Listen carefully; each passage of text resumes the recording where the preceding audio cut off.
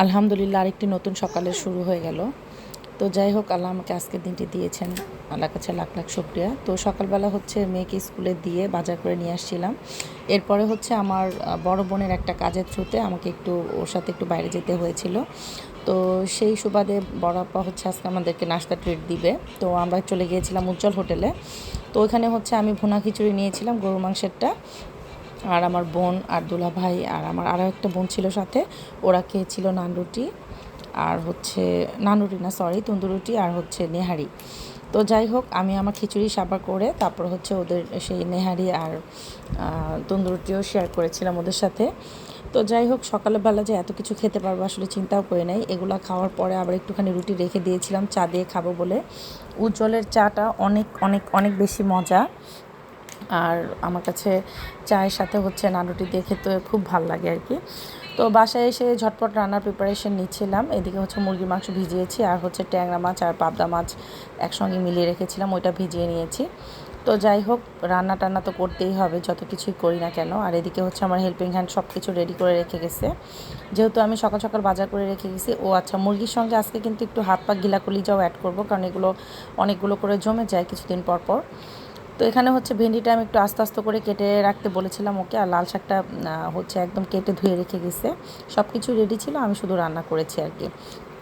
তো আমি এখানে হচ্ছে লাল শাকটা বসিয়ে দিয়েছি, একটু লবণ পেঁয়াজ কাঁচামরিচ দিয়ে প্রথমে ভাপ দিয়ে নিব, তারপরে হচ্ছে এটাকে সুন্দর করে বাগার দিয়ে ফেলবো। আর হচ্ছে এপাশে ফ্রাই প্যানে হচ্ছে আমি ভেন্ডিটাকে সুন্দর করে ভাজা ভাজা করে নিয়েছিলাম, একটু পেঁয়াজ কাঁচামরিচ কুচি আর হচ্ছে একটু টমেটো কুচির সাথে। শুধুমাত্র সামান্য একটু লবণ অ্যাড করেছি, এখানে কোনো রকম কোনো মশলা অ্যাড করিনি। এবং এভাবে করে কিন্তু আপনারা ভেন্ডি ভাজিটা করে খেয়ে দেখতে পারেন, এটা খেতে কিন্তু ভীষণ মজা লাগে। আজকে হচ্ছে দুপুরবেলা আমি শুধুমাত্র ভেন্ডি ভাজিটা দিয়ে ভাত খেয়ে ফেলেছি, আমার কাছে খুব ভালো লাগছে। আর শেষের দিকে হচ্ছে একটু মুরগির দু একটা মানে পা আর কি একটু খেয়েছি। তো যাই হোক, রান্না করতে আমার একটুও ক্লান্তি লাগে না, সব কিছু রেডি থাকলে রান্না করতে আসলে খুব ইজি লাগে। আর যেহেতু বাসায় তো আমরা আসলে মোটামুটি সদস্য সংখ্যা বেশি, তো একটা দিনও আসলে রান্না না করলে আমার হয় না, আমাদের প্রতিদিনই রান্না করতেই হয়। তো যাই হোক, এখানে হচ্ছে আমি এই তো পেঁয়াজ কাঁচামরিচ টমেটো কুচি সব কিছু দিয়ে জাস্ট একটু লবণ দিব, এরপরে যে ভেন্ডিটা দিয়ে এটাকে হচ্ছে ভাজা ভাজা করে নামিয়ে ফেলবো। তো যারা আমার ভিডিওগুলো দেখছেন, যে যেখান থেকে দেখছেন, অবশ্যই পুরো ভিডিওটা কিন্তু না টেনে দেখবেন। আর অবশ্যই আমাকে সাপোর্ট করবেন, যেহেতু আমি একদমই নতুন নতুন সব কিছু শুরু করেছি। তো একটু সাপোর্ট করলে হয়তো বা অনেক দূর এগিয়ে যাব, তো এই জন্য আসলে বলা। আর রান্না হোক বা যে কোনো কাজ হোক, আসলে একজন গৃহিণী আসলে সব কিছু সামলে নিতে পারে। বাচ্চা কাচ্চা, সংসার, রান্না, বাইরের কাজ সব কিছু কিন্তু একটা মেয়ে মানুষ আর কি সামলিয়ে নিতে পারে, যেটা আসলে একটা পুরুষ মানুষ পারে না। একটা পুরুষ মানুষ কিন্তু সে শুধু বাইরের দিকটাই সামলায়, তারা কিন্তু বাসার ভিতরে এসে তাদের বাচ্চা কাচ্চা, ঘর সংসার এগুলো কিন্তু সামাল দিতে পারে না।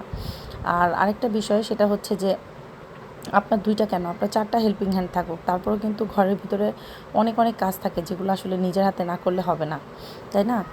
তো আসলে যারা কর্মজীবী মহিলারা আছেন, যারা আসলে বাইরে কাজ করেন, তাদের কাজও অনেক মানে কষ্ট। আমি আজকে সকালবেলা হচ্ছে আমার বড় আপার সঙ্গে যখন বাইরে গিয়েছিলাম, ওইখানে হচ্ছে মহিলা কর্মকর্তা ছিলেন 2জন। তো যাই হোক, ওনাদের আসলে কাজের স্পিড দেখে আমি তখন মনে মনে ভাবতেছিলাম, ওনারা বাহিরে আসলে যতটুকু পরিশ্রম করে আমরা বাসায় আসলে ততটুকুই পরিশ্রম করি। আমার মনে হয় তারা একটু বেশিই পরিশ্রম করে, কারণ বাহির থেকে যে তারা আবার বাসার মধ্যেও তো মন চায় কিছু না কিছু করতে হয়, তাদেরও ছোট বাচ্চা আছে, তাদেরও সংসার আছে, তাই না? আসলে প্রতিটা মেয়েই আসলে অনেক কিছু পারে যদি তারা একটু ভালোবাসা পায়, এটা হচ্ছে আর কি প্রধান কথা। তো যাই হোক, এদিকে হচ্ছে আমার ডালটাও হয়ে আসছে, এদিকে হচ্ছে মাছটাও ভুনা করে ফেলেছি আমি, আর পাবদা আর ট্যাংরা একসঙ্গেই ভুনা করে ফেলেছি। আর এদিকে হচ্ছে মাংসের মশলাটা কষে সব কিছু একসঙ্গে মানে দিয়ে দিয়েছিলাম, মুরগি হাত পা গিলা কলিজা সব একসাথে দিয়ে করতেছিলাম।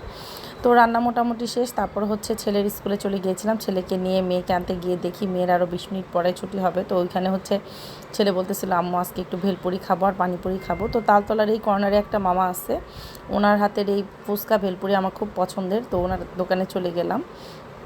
আমার ছেলে পানিপুরি আর হচ্ছে ভেলপুরি দুটো আইটেমই টেস্ট করেছিল।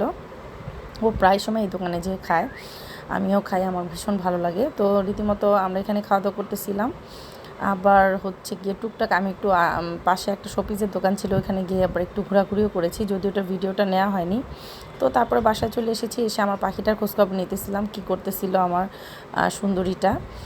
এরপরে আবার বিকালবেলা আমি হচ্ছে গিয়ে মানে খাওয়া দাওয়া শেষ করে কিছুক্ষণ শুয়েছিলাম, তারপরে উঠে ভাবলাম যে কয়েকটা গাছ আনা হয়েছে, আজকে কয়েকদিন হয়ে গেছে এগুলো লাগানো হচ্ছে না, তো 2-3 দিন যেহেতু হয়ে গেছে, তো ছাদে উঠে অলসতা ত্যাগ করে হচ্ছে আজকে মা ছেলে মিলে হচ্ছে গাছ লাগিয়ে ফেললাম। তো আসলে ছাদে যেই টবগুলো ছিল ওগুলোই ইউজ করেছি, টব, বোল, তারপর হচ্ছে বালতি, এগুলো ইউজ করেই হচ্ছে গাছগুলো লাগাই ফেলছি, কারণ টবের জন্য ওয়েট করলে দেখা যাবে কি গাছগুলো ছাদের থেকেই হয়তো বা নষ্ট হয়ে যেতে পারে। তো যাই হোক, এখানে দুটো রঙ্গন গাছ ছিল, তারপরে হচ্ছে গন্ধরাজ ছিল। তো এগুলো আমি লাগাতেছিলাম, আর আমার মেজো ছেলেটা হচ্ছে আমাকে হেল্প করতেছিল যে আম্মু আমি একটু তোমাকে হেল্প করে দিই। ও তো হেল্প করে, সাথে হচ্ছে কাজও বাড়ায় দেয় প্রচুর পরিমাণে, তারপরেও যতটুকু করেছে আলহামদুলিল্লাহ। তো তারপরে বিকালটা আজকে মাশাল্লাহ খুব ভালোই গেছে, আর বিকালের ওয়েদারটা খুব জোস ছিল। আলহামদুলিল্লাহ সব কিছু মিলিয়ে দিনটি আমার খুবই ভালো কেটেছে, মানে সকাল থেকে একদম সন্ধ্যা অবধি আপনাদের সাথে সব কিছু শেয়ার করলাম। আশা করছি ভিডিওটি আপনাদের কাছে ভালো লাগবে, আর ভালো লাগলে অবশ্যই লাভ, লাইক, কমেন্ট করতে ভুলবেন না, আর আমাকে একটু একটু করে সাপোর্ট করবেন। ব্যাস এই তো, আর আসলে বেশি কিছু বলার নেই আমার।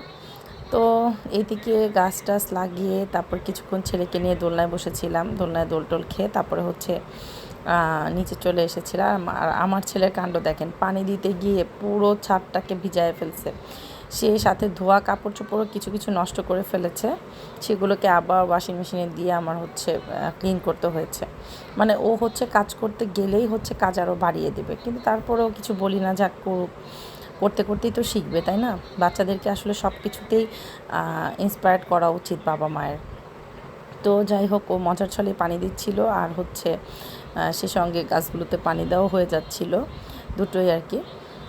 তো তারপরে গাছের একটু ভিডিও টিডিও করে দেন হচ্ছে গিয়ে আমি চলে আসছিলাম নিচে।